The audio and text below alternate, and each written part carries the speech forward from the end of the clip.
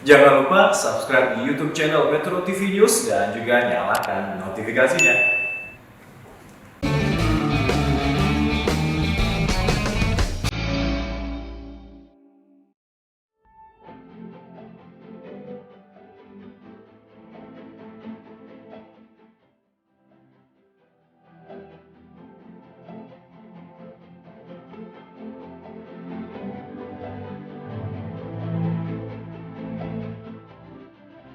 Setelah kita mengunjungi rumah kreatif dan pintar yang dikelola oleh Mas Arifin, sekarang saya akan mengajak Anda untuk bertemu sosok inspiratif berikutnya.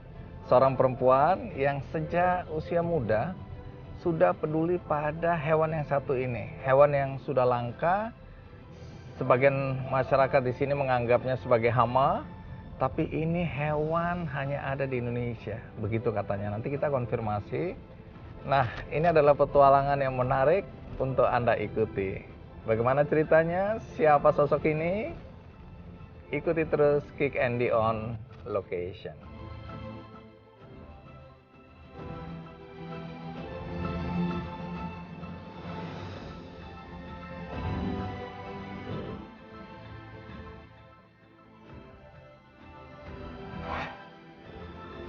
Wis, buka sendiri. Semangat Ya, pagi. apa kabar? Semangat pagi. Semangat pagi, selamat datang. Jadi ini tempat apa ini? Ini adalah pusat rehabilitasi bekantan dan sekaligus juga base campnya sahabat bekantan Indonesia, Pak Andi. Oke, ini terus jadi yang ada di sini bekantan yang sedang apa? Dirawat, Sedang dirawat. dan juga ada satwa liar lainnya yang dilindungi juga dalam Dirawat proses di perawatan. sini. Iya. Nanti dilepas liarkan. Nanti dilepas liarkan setelah sehat. Oke, kalau ini apa ini? Nah, kalau ini adalah gambaran kawasan kita yang satunya Iya. Pulau Curiak. Kayaknya nanti aku mau diajak ke sini Betul, ya. saya pengen banget ngajak Pak Andi Pulau ke sana. Curiak. Iya, kita menyusuri Sungai Barito yang Asik. merupakan sungai terbesar di Kalimantan. Asik. Ya. Ada apa di Pulau Curiak itu? Pulau Curiak adalah habitat alami bekantan. Iya, jadi kita di sini merescue bekantan, kemudian kita juga menyelamatkan rumahnya bekantan. Rumah. Iya, dan status kawasannya di situ adalah di luar kawasan konservasi. Oke. Jadi kita berupaya untuk melindungi kawasan tersebut, kita membangun kawasan penyangga di sana.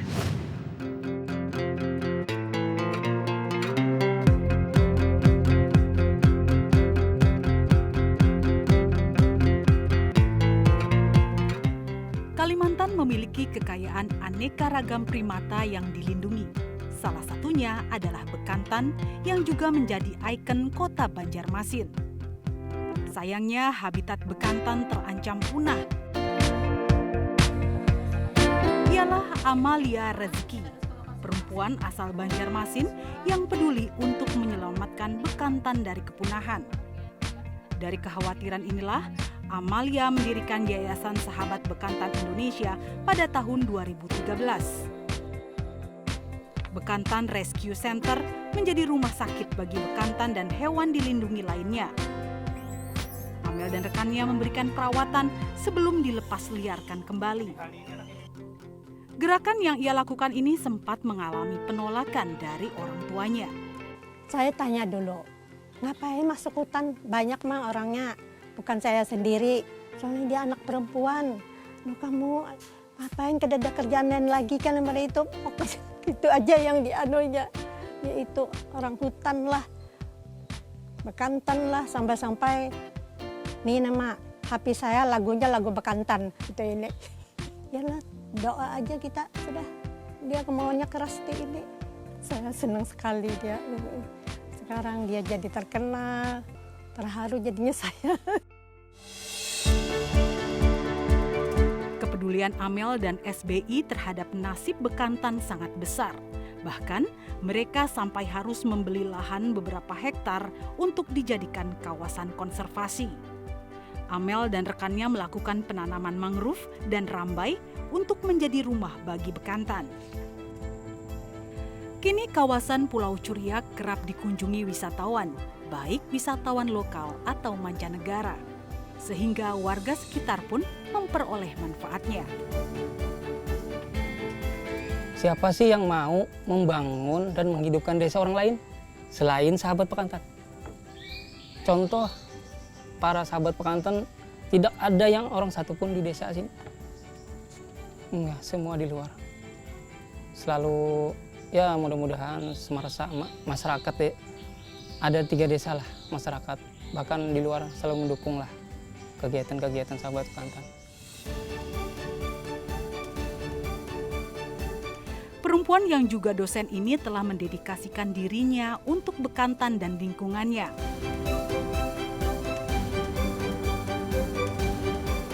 Maka ia pun tak pernah bosan mengedukasi siapapun untuk sadar menjaga kehidupan bekantan.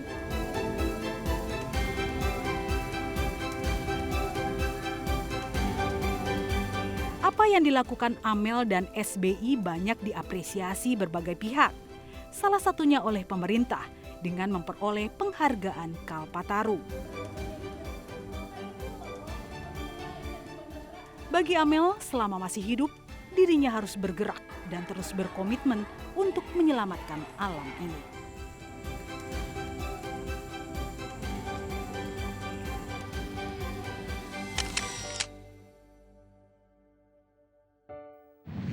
Ya, Amalia Rezeki, tapi panggilannya Amel ya. Amel. Jadi aku udah dengar tentang kamu itu udah lama sekali. Siap. Semua orang membicarakan, tapi baru hari ini senang sekali bisa ketemu langsung ya. Terima kasih sudah dikunjungi. Nah, Amel, yang aku ingin tahu adalah kenapa kamu begitu passionate, begitu tergerak hatinya untuk ngurusin bekantan. Ya. Bagi sebagian orang emang apa pentingnya kita Betul. menyelamatkan Betul, bekantan. bekantan. Kalau habis-habislah sudah Betul. kan, nggak ada masalah buat manusia. Ya. Begitu jalan pikiran sebagian orang. Nah, kenapa kamu merasa penting sekali untuk menyelamatkan bekantan ini? Ya. Mengawali kita punya hashtag nih Pak Andi. Jadi selamatkan bekantan, selamatkan peradaban manusia. Save bekantan, save human civilization. Oke, Jadi konteksnya apa itu? filosofinya di sini. Saya beri cerita dulu tentang background kenapa saya milih bekantan, kenapa juga nggak milih fokus yang di lain gitu. Iya. Saya jujur asli putri daerah Kalimantan Selatan, dan di tempat saya memang sangat minim komunitas yang bergerak di bidang lingkungan. Dan di Kalimantan Selatan kita punya maskot fauna yang sudah ditetapkan SK Gubernurnya nomor 29 tahun 1990. Tahun 90 Iya, sudah waktu ditetapkan saya sebagai masih maskot, ya? bayi. Masih bayi? Iya, masih bayi waktu itu saya. Dan pada saat saya mengenyam perkuliahannya, khususnya memang background saya pendidikan biologi.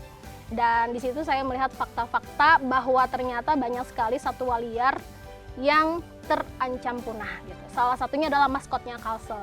Si Padahal dia bekantan. sudah jadi maskot, tapi Sudah jadi terancam maskot, punah. Betul. Kenapa Dan terancam punah? artinya ya? minim perlindungan ya Pak Andi. Dan di situ memang banyak sekali faktor penyebabnya, seperti ya kita tahu sendiri, alih fungsi lahan, kebakaran hutan. Di Kalimantan biasanya dianggap pengirim asap gitu ya. Iya. Dan saat ini, tapi alhamdulillah saat ini untuk kebakaran hutan sudah mulai berkurang. Karena pemerintah daerah juga sudah membentuk tim Satgas untuk mengendalikan kebakaran hutan. Dan kita bahkan juga ada tim Satgas untuk satwa liar gitu. Artinya satu ancaman mulai turun dikit Betul, lah. ada kebakaran. penurunan, iya. Tapi ancaman lain? Ancaman terhadap lain kepunahan, perburuan liar. Perburuan liar. Ya, Siapa yang perdagangan berburu ini? ilegal. Perburuan liar ini juga banyak dilakukan oleh beberapa oknum ya. Dan itu ada bahkan muncul mitos bahwa daging bekantan bisa meningkatkan stamina. Itu terbukti atau mitos saja? Mitos, karena belum ada jurnal medis yang membuktikan hal tersebut. Tapi berkembang dalam kepercayaan masyarakat seperti itu. Sehingga perdagangan bekantan juga masih ada. Walaupun yang dulunya terang-terangan, Iya. sekarang memang lebih sifatnya tertutup gitu. Yang dulunya tuh di pasar satwa bayi-bayi bekantan itu banyak Dijual sekali, bebas? betul, dijual bebas. Tapi setelah dilakukan operasi justisi, karena sahabat bekantan Indonesia ini kita bekerja sama dengan KLHK melalui BKSDA Kalimantan Selatan, kita melakukan bersama operasi justisi sehingga edukasi sudah mulai jalan, terus masyarakat sudah tahu bahwa ternyata ada sanksi. Undang-Undang Nomor 5 Tahun 1990 bahwa kalau misalnya memperdagangkan bekantan itu dipenjara gitu. Berapa tahun ancaman 5 tahun hukumannya? penjara dan dendanya 100 juta rupiah gitu. Cukup mengerikan ya. Iya, mudah-mudahan itu jadi efek jerak gitu. Oke. Dan sekarang makanya untuk di pasar satwa sendiri sudah hampir disebut tidak ada lagi sih Tapi sebenarnya mungkin terbuka. mereka perdagangan diam-diam Nah gitu. itu, dan tahun 2019 kita berhasil menggagalkan perdagangan internasional bekantan. Ada 9 bayi bekantan saat itu yang diperjualbelikan tapi berhasil digagalkan. Baik, jadi kalau ya ada yang bertanya seberapa berkurangnya ya atau punahnya bekantan ini dari sejak kamu sadar, Iya. ya aku nggak tahu apakah ada yang menghitung jumlahnya. Ya. Kemudian sekarang dengan apa yang kamu lakukan bersama teman-teman, aku lihat itu apa dampaknya sekarang? Berbicara jumlah dulu, Iya. ini juga perlu disampaikan bahwa di Kalimantan Selatan sebagai sampel, karena bekantan ini adalah primata endemik Kalimantan, jadi tersebar di Indonesia, di Malaysia, dan Brunei Darussalam, khususnya di Kalimantan Selatan yang menjadi role model untuk pelestarian bekantan. Tahun 2013, data BKSDA yang dirilis itu sekitar 5.000-an individu. Dan sekarang tahun 2020 itu tersisa 3.200-an gitu, kurang Oke, lebih. jadi separuhnya hilang. Betul. Jadi kalau kita hitung dari 2013 sampai 2019, 6 tahun udah turun hampir separuh, 50%. Bagaimana nanti 5 tahun ke depan gitu. Dan ini tentu menjadi penguat bagi kita untuk melestarikan bekantan. Ini perlu percepatan karena dari kebijakan pusat itu sudah ada strategi dan rencana aksi konservasi bekantan. Gitu. Dan disitulah SBI lahir juga. Saya bersama teman-teman itu menginisiasi awalnya sejak saya mahasiswa ya S1. Bikin komunitas mahasiswa, tapi kita masih keanekaragaman hayati Pak Andi. Oh, jadi belum nggak fokus ke spesifik bekantan, belum bekantan. spesifik. Terus karena ini juga bentuk tanggung jawab keilmuan, karena yang membidani juga orang pendidikan biologi gitu. Nah terus kita perlu fokus pada maskot kita dulu nih. Baru nanti kita melebar pada satwa-satwa liar lainnya. Lalu lahirlah yang namanya Sahabat Bekantan supaya kita merasa bersahabat dengan alam gitu. Sahabat Bekantan Indonesia. Jadi tanggung jawab keilmuan, tanggung jawab sebagai warga negara, kemudian yang lebih dalam lagi tanggung jawab secara agama gitu. Karena kita memang pasti setiap manusia tuh punya misi mengemban amanah untuk menyelamatkan kehidupan di muka bumi ini kan, Makhluk flora di dan bumi. fauna iya, Iya. menjadi khalifah di muka bumi. Pernah kita nemukan 11 peluru bersarang di tubuh Astaga. bekantan, tapi memang berhasil kita keluarkan peluru itu, tapi Selamat? ya sulit Meninggal. untuk bertahan.